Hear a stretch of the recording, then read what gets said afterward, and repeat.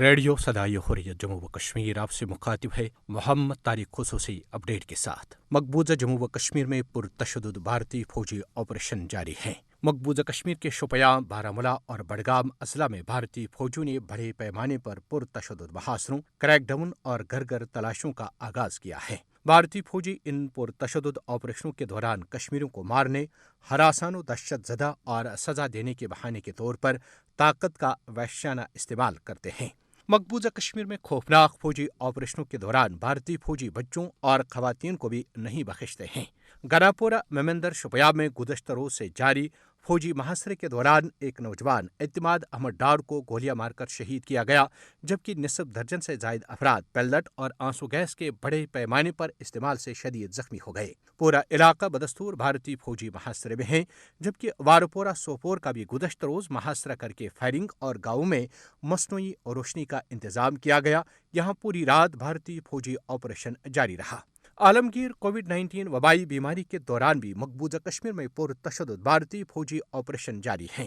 بھارتی پولیس سربراہ دلباغ سنگھ نے حال ہی میں مقبوضہ کشمیر میں پرتشدد فوجی آپریشن جاری رکھنے کا عندیہ دیا ہے۔ مقبوضہ کشمیر میں تعینات بھارتی فوجیوں نے مارچ 2020 سے لے کر مئی 2021 تک وبائی مدت کے دوران 5250 مرتبہ کریک ڈاؤن آپریشن اور گھر گھر تلاشی کی کارروائیاں کی ہیں۔ کشمیری کو بھارتی فوجیوں کے ہاتھوں روزانہ کی بنیاد پر قتل، گرفتاریوں، نظر بندیوں، چھاپوں اور کریک ڈاؤن کا سامنا کرنا پڑتا ہے۔ مقبوضہ کشمیر میں کورونا وبائی امراض کے آغاز کے بعد سے 281 کشمیری قتل، 893 زخمی اور 3120 گرفتار کیے جا چکے ہیں۔ مودی کی قیادت میں فسطائی بھارتی حکومت کے جابرانہ ہتھ کنڈے صرف کشمیریوں کے بھارتی غلامی سے آزادی حاصل کرنے کے عزم کو مستحکم کرتے ہیں۔ کشمیری عوام کے خلاف نازی ازم کی پیروکار RSS کی حمایت یافتہ بھارتی حکومت کے ظالمانہ اقدامات سے مقبوضہ کشمیر میں انسانی حقوق کی صورتحال مزید ابتر ہو گئی۔ بھارتی مظالم سے دوچار اہل کشمیر کو بچانے کے لیے عالمی برادری کو اپنی خاموشی ترک کر کے جاگنا ہوگا۔